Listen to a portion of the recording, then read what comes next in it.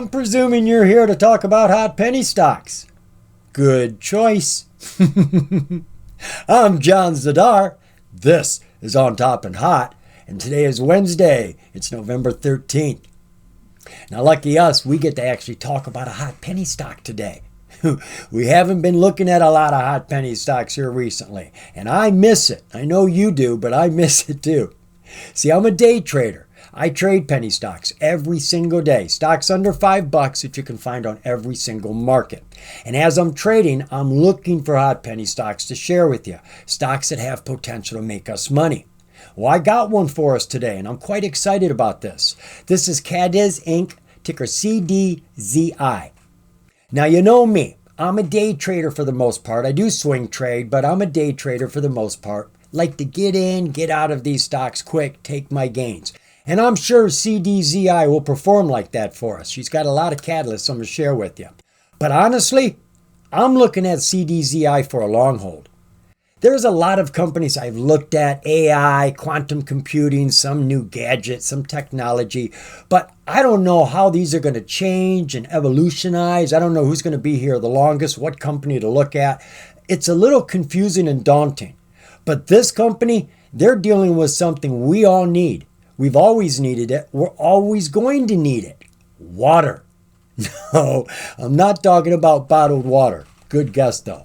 No, they work with the supply of water, and they're vertically integrated. They take care of their business from beginning to end, and we're going to get more into that here in a minute. But I think that's going to be around for a long, long time. I think water is a commodity, so I like that for a long hold. So I'm looking at this for both a short hold and a long hold. So CADIZ, they are a company out of California, Los Angeles. They finished the day today at $3.23, and they were down about 4.75% today. Now, this is a penny stock on the major exchange, which comes with benefits compared to the OTC. All of your transactions are free up here on the major exchange. You get to trade at pre-market, aftermarket. You don't get to do that with OTC. There's a lot more money and a lot more volume up on the major exchange than you're going to find on the OTC, like desert to Los Angeles. Well, Los Angeles is a desert, but it doesn't look like it anymore because of all the water, which is where they work, down in that area. Nice segue there, right? And last but not least, there's a lot more rules up on the major exchange, which is good for us. That keeps the companies honest. It keeps our investments safe. So what is CADIZ all about specifically? Well, let's jump into that. I'm jumping on over here to their website, and I've really blown up a section here I want to zoom in on. I could share a lot of other stuff, but I want you to get a foundation for what this company is and where they're going. And we've got a couple paragraphs here which give us it all real quick.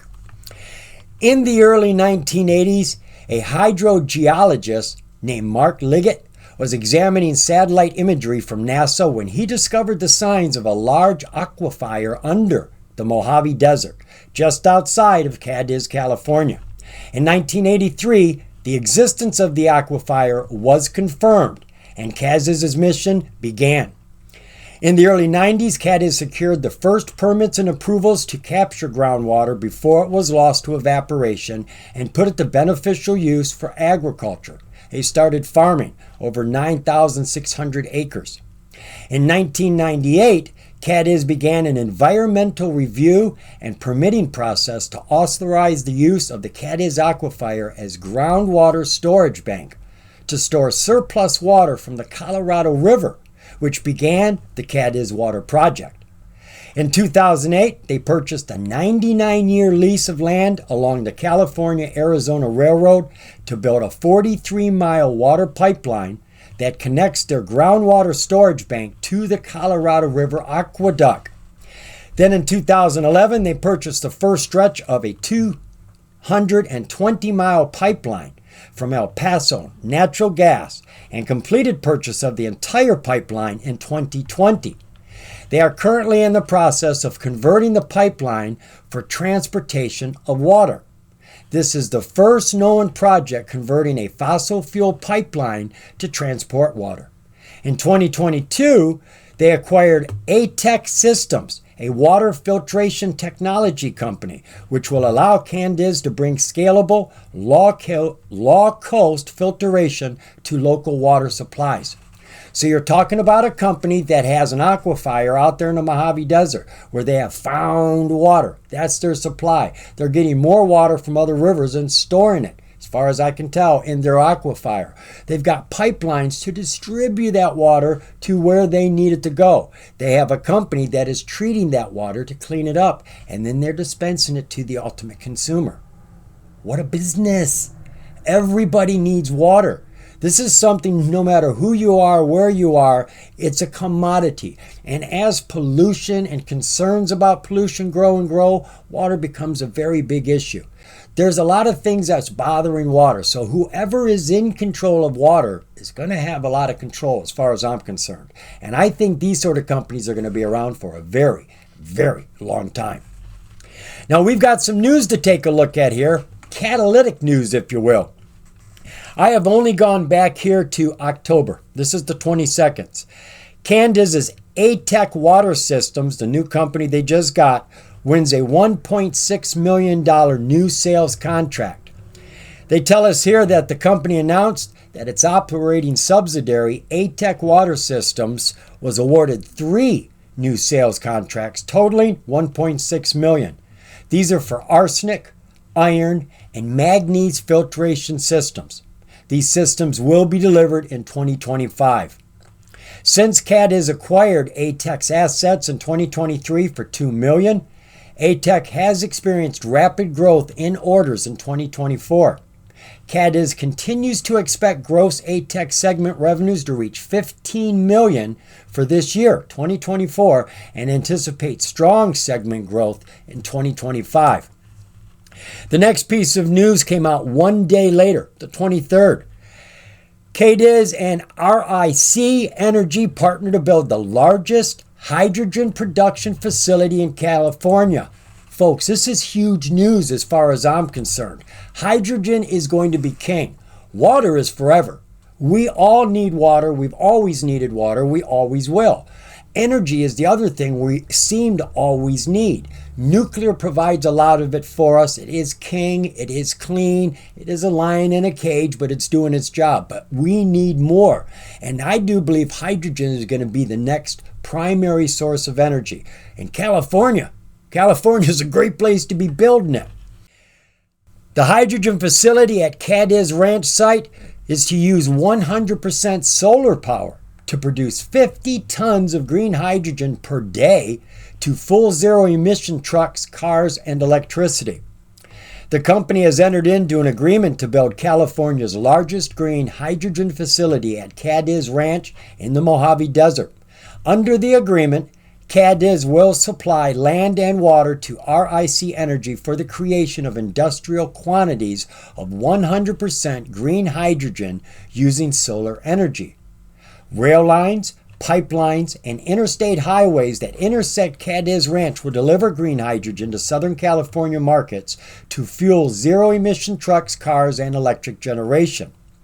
CADIZ sits at the crossroads of major rail, pipeline, and highway infrastructure in California's inland empire, with thousands of acres for solar and aquifer systems larger than Lake Mead. It is the ideal location for green hydrogen production, the largest hydrogen production facility in California. RIC Energy has clean energy facilities in 14 countries already on 4 different continents. This partnership with CADIZ, however, is unique.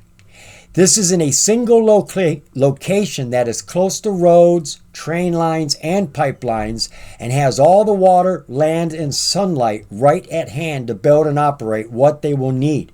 And this will be the world's largest self-sufficient green hydrogen facility to date. That is huge, folks.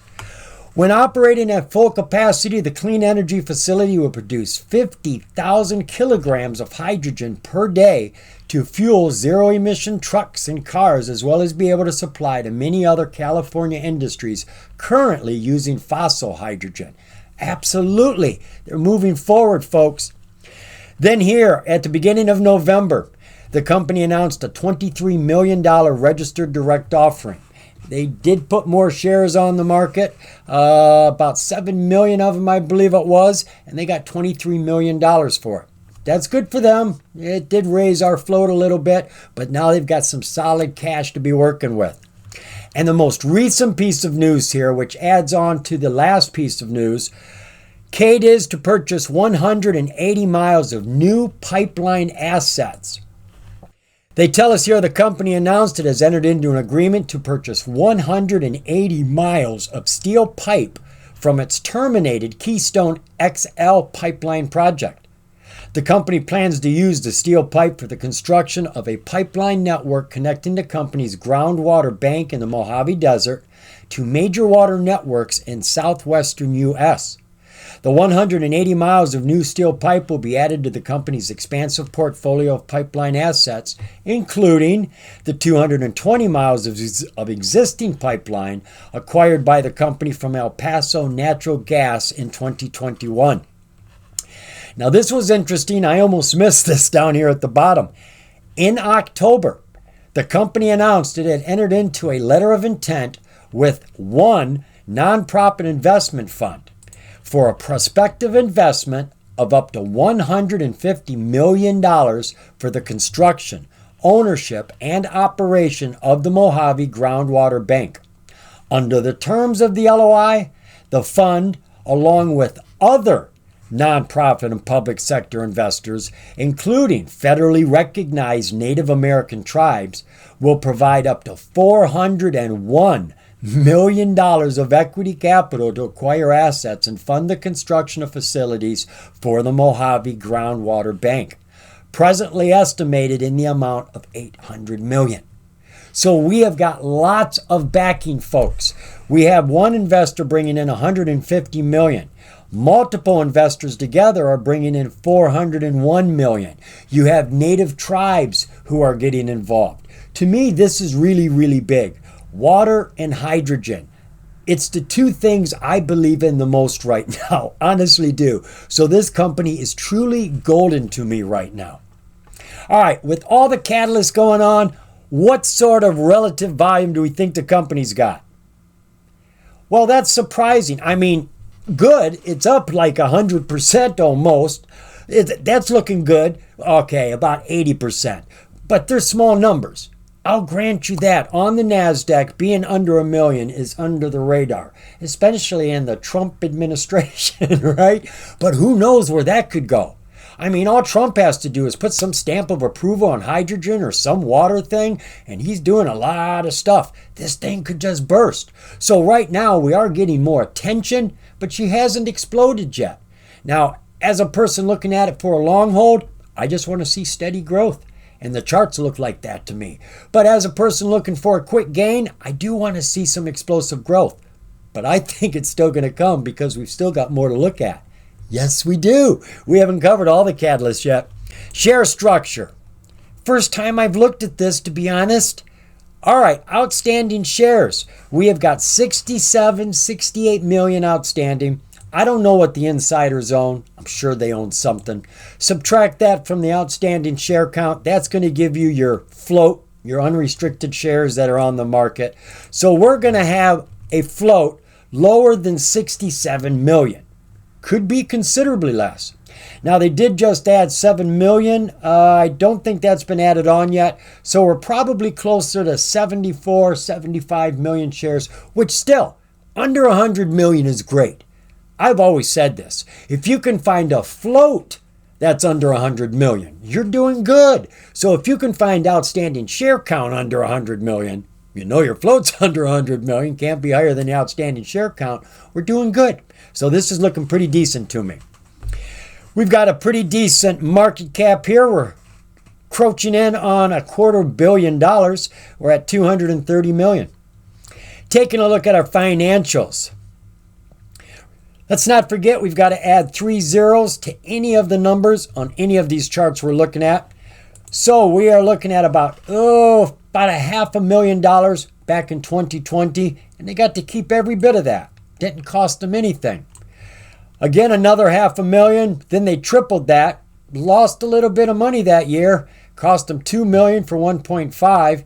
Here they made $2 million at the end of 2023, and that too. So they're going to have to tweak this. Not quite sure why they're losing money, but I get the feeling with money coming in right now, things are about ready to change. A hydrogen facility being built, things are going to change. A new pipeline, yeah, there's a lot of change on the horizon. Looking at our quarterlies, we're still struggling with our revenues. Absolutely. They're not bringing in a lot of money, and they're losing more money in most cases than they're making. So we are going to work on that, aren't we? Absolutely. Cash in the bank, cash and cash equivalents. We got about 10 million. Total assets are at about 120 million here. Total liabilities, we're clocking in just over 90 million. So we are holding positive stockholder equity here of close to 28 million. So they are making some revenues. We got to tweak that profit margin. We got stockholder equity, and we've got catalysts. What else do we got? You said you had more. I do. I came over here going through these filings. Oh, look what just came out. I recognize that. It just came out right now. I did not see this earlier. You can see that came out today. This is their most recent financial. We haven't got time to dive into it. Arrgh! But I'm going to tell you right now, folks, this is where you're going to get all your due diligence done. Forget about going to Google or going through every news press. You're going to miss stuff that way. Jump into a 10K or a 10Q, and you're going to get all the information about the company. Now, don't let it overwhelm you. They headline it. They paragraph it. You know what else? They got a search bar. What I like to do is just put in 2024, ding, and find everything that's happened. Or put in a month. Pick something that you can find real quick and easy. So if you really want to know about the company, dive into that. I haven't had a chance. I just see it got here. What I did dive into was this SC13G and this SC13D. Both of these are for new investors that come into the company. They buy so many shares, they actually become partners. One is a silent partner. They just invest their money. The other one has a voice in the company. I don't remember which is which. One is about 7%. The other one is like 34%, which is their biggest shareholder. And we're going to look at another filing that came from them. This 8K is about the news, that 180 miles of pipeline. And this Form 4, I like this. Form 4s are filed whenever the insiders, so that means anybody who has invested enough in this company to be part owner. So it doesn't have to be exactly the management, any insider. Well, we have an insider here who's made a purchase. Form 4s tell you whenever they acquire or dispose of shares, and they can do that in a lot of different ways. But as investors, we want to know when they buy them, when they sell them, because they know more than we do. And maybe news has come out, maybe it hasn't. But if you see them make a big purchase, that may be something you want to jump on. That could be something that says something is about ready to happen. Well, this definitely caught my attention. This is Hear Me International Group. This is one of their biggest investors. I think it's their number one investor, owns 38% of the company.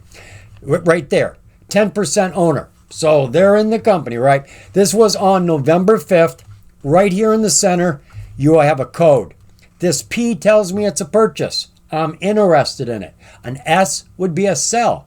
I'm interested. Any other letter is something else. Maybe you're interested, maybe you're not. If you are, come down here to explanation of responses and see if they've got any information. Otherwise, you just leave. Well, this is a huge purchase, folks. They just purchased 2 million shares at $3.34. You're talking over $6 million worth. So this company, this Hirima International, now owns 22.7 million shares of the company. So they were already a huge owner. They own 20 million, and now come in and spend another $6 million worth of their money and buy another 2 million shares. Just behind the news we got done reading. The new hydrogen company, the new pipeline. You think maybe now is a good time to look at the company? Whew, I'm thinking so. That is all of our catalysts right there, folks. That is everything about this company that I want to share with you. Of course, there's more information. Always follow behind me doing your own due diligence, folks. I share enough to get you excited, to get you curious, but I may have missed something important, something bad. I don't do it on purpose. Honestly, I try to give you the best and the worst. I want you to know everything. But do your own due diligence. Do not invest on my excitement. Get excited yourself. All right, now that you know what the company's all about, let's go examine that chart. Give you one guess where we're at. Ooh, you're good. Yes, it is Think or Swim. We're taking a look at ticker CDZI, and I've actually got this opened up to a 2-year, one-day chart. Over the last 2 years, we had a low of $1.85 and $5.80. But what I wanted to show you here is that she has been firmly sitting on top of this 200 for quite a while. And the 200 right now is starting to climb. On a really long chart, our 200 is starting to climb. And she is on top of the 200 haul, bouncing on that right now. We have volume coming into the picture. So even on the long chart, she looks like she is changing trend for a bigger picture. Come on down to the 1 year. See what that looks like. It looks like a close-up of the 2 year. Yeah, exactly. She was underneath the 200 in what you would call an atypical breakout. Broke out right here when she was on top of our 200 haul, right? Absolutely. It's turning blue. It is ripping. She went from $2.30 up to, I'm just coming up to here, $2.30 up to $3.30. A solid dollar rip. Laying on the 200, she's bouncing around up there, just going sideways. And I do believe it is actually in an uptrend right now and is not actually going sideways. I love my regression channel. It's a lazy man's tool. I don't have to do anything but click the right days and it lays the channel out for me. Yeah, see, we're in an uptrend, absolutely. So it kind of looks like she's going sideways. But the truth of the matter is she's running up this channel right now, breaking out at the bottom, breaking out at the top. She just hit the bottom, bounced off the top. What do we expect her to do? Probably come down to the bottom of this channel right here and bounce up, especially since our 1 year chart, also our 200-day MA is climbing. Oscillators are all looking strong, though, there has been some pullback, so we got to see a little bit of coolness here. So everything looks pretty decent on the long charts. Let's come on down to that 6-month, 4-hour view. Well, definitely on an uptrend. That makes it easy, kind of all over the place looking at it this way. On our 6-month chart, our low was $2.12 back in April, and our high hit in July of $3.85. She has bounced off the bottom of this channel, and that bounce went from $2.97 up to $3.72. So you're looking at about a 75-cent jump here, folks, from the bottom of the channel to the top of the channel, if it goes straight up. If it goes sideways, it could be more. But she's coming down to the bottom. Now, she may not make it. She's actually bouncing on the 200 here. The 200's kind of sloping down, so I would expect it to come down here. But you could, once she starts to bounce again, ride this right back up to the top. If you're going to play this short. Even if I play it short, I'm probably going to get back in because I like this stock for a long hold. Oh, what do I see here? Let's zoom in on that. Looks to me like, actually, it's easier to see backed up. A double top maybe, an M. Whenever you hit at the top, come down, hit at the top, and come down, you normally have a fall away from the bottom of the M. M for murder. We call that a double top. If you see a W, we call that a double bottom. W normally has a run. W for winner normally runs off its tail and goes up. So we may have had a fall here simply because of a double top right there. So it looks like she's falling, but I think she's on an uptrend. I think she's going to continue to climb here. Oscillators are weak. We've had a lot of fall. How many days of falling is that? It's a few. Let's come on down to our, let's check out the 20-day 1 hour. Definitely going sideways on our channel here. Took a crouch. It just dropped out of what it was doing normal. Came underneath and jumped. I call that the crouch and pounce.